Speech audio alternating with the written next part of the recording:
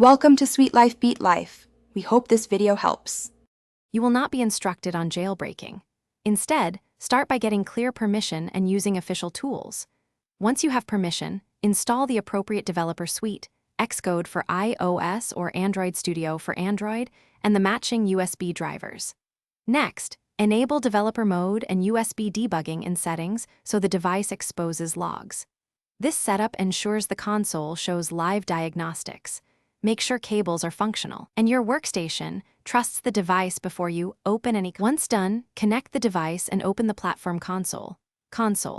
App or iDevice syslog on Mac OS for iOS, logcat via Android Studio or a DB for Android.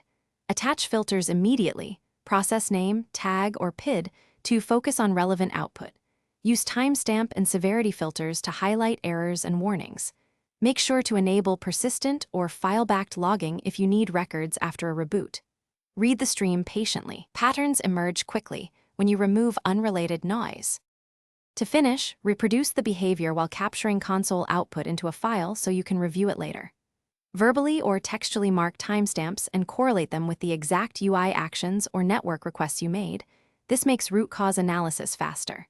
If expected logs do not appear, make sure the app has debug permissions, increase log verbosity in code or dev settings, and confirm the device trust state.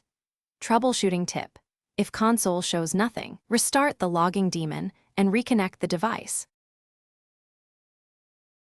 Thanks for watching. Consider subscribing if we helped you.